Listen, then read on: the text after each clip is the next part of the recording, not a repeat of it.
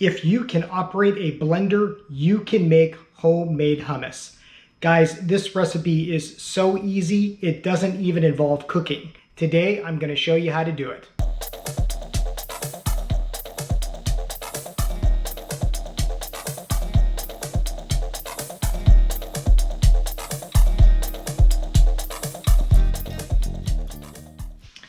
Now, I'm sure you're familiar with hummus. It's usually found in those tubs in the refrigerated section of the store, and it is delicious. It's this Middle Eastern dip that's creamy and tangy and just wonderful. It just begs to be used with pita chips or vegetables, and it's really, really good. And that store-bought stuff really isn't bad. In fact, until I learned how to make hummus myself, that's what I bought. But when I found out just how easy hummus is to make at home, like ridiculously easy, I mean, I didn't even have to buy it in the store anymore. So to make hummus at home, you don't need much. The primary ingredients are garbanzo beans. These are also called chickpeas, and that's because these beans, if you look at them really closely, they look like the little beak of a chicken. So garbanzo beans are the primary ingredient of homemade hummus, and these are really inexpensive. These are usually about $1 a can. You'll also need tahini. Tahini is sesame paste, and while this stuff is a little more expensive, it can be about $8 or $9 for a jar like this. It does last a long time. Just put it in the back of the refrigerator and just use it when you need it. It goes a long way. The only other thing you'll need is some good olive oil, some lemon juice, and then seasonings. And hummus is great because it's one of those foods that's an absolute canvas. If you like spicy, you can add jalapenos. If you're a fan of garlic, you can put a bunch of garlic in it. It just begs to be experimented with. So here's how to make hummus. All it takes is a blender, and seriously, it comes together in like minutes. Okay, the first thing we're gonna do is open our can of chickpeas and drain them. Guys, this is so easy that you don't even need a can opener. If you buy a can like this, you can just pop it right open. Pro tip, you will want to rinse these because it helps combat some of the, shall we say, after effects of eating beans.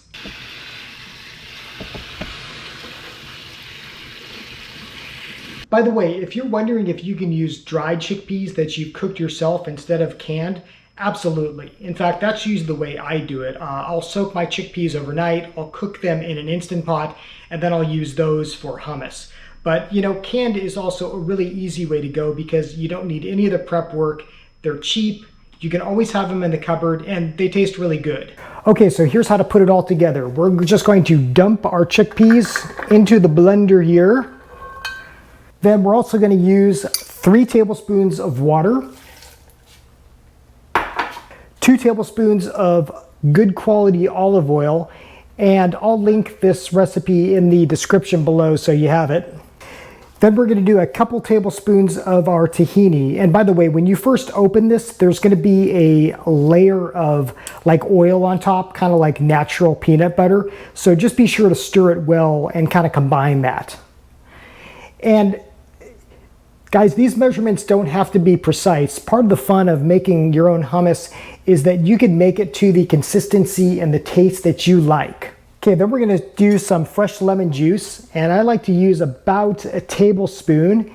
And as you can see, I'm using the same sieve that I drained the chickpeas with, just to kind of squeeze my lemon and make sure there's no seeds in there. And then finally, some seasoning. I'm gonna use some fresh cracked pepper and some garlic salt. And like I say, you can add other things to this. If you wanted to add garlic or jalapenos, those are great additions, but this is just a real basic but tasty hummus. Okay, we'll put the lid on and mix it up.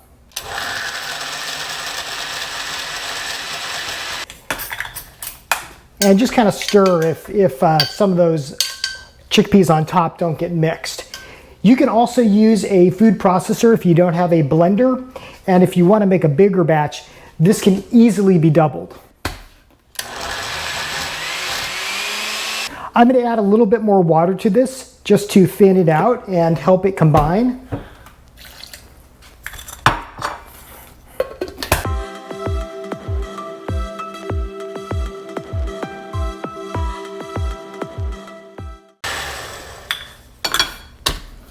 And there we go. We just made hummus.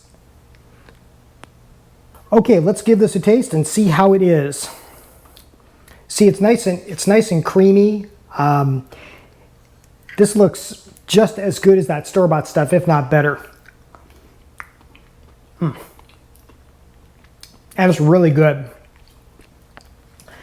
I think I'm going to add a touch more lemon juice and maybe a little bit more pepper, but the flavor and the texture is right there.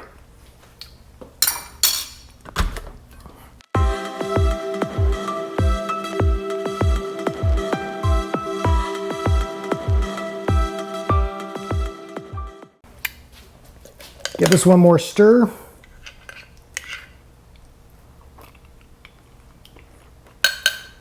That's where it's at.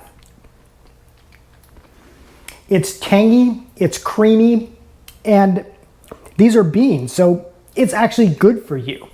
I'm gonna plate this up and we'll eat this a little more properly with some crackers, but I gotta admit, this is so good that I could probably just stand here and keep doing this. Totally optional, but here's how I like to serve my hummus just to make it really kind of next level. I like to chop up some parsley. This is just some fresh parsley that I have. Sprinkle this on top. Drizzle on a little more olive oil.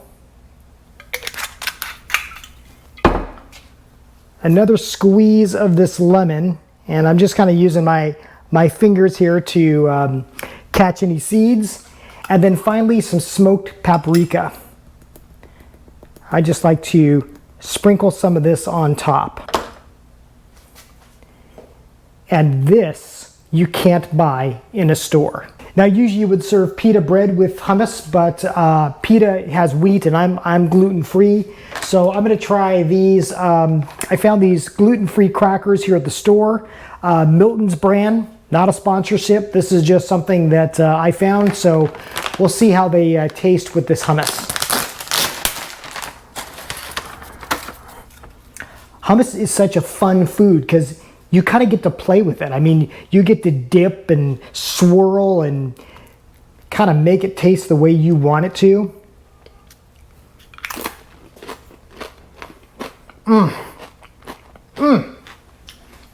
That is so good. It's creamy, and with the crunch of these crackers, so good. And that is how to make hummus at home quickly, cheaply, and efficiently. I mean, all this took was a few minutes and a blender. How easy is that? So guys, I hope you enjoyed this no-cook recipe. If you have a question about it or comment, please put that in the comments section below. And as always, if there's something you're wondering about, maybe you have a recipe request, or there's just something that you've been wondering about regarding cooking, but you've never really quite had the answer to, put that in the comments below too, and I'll try to get to it in a future episode. As always, thanks for watching, and I will see you next time on I Want to Cook.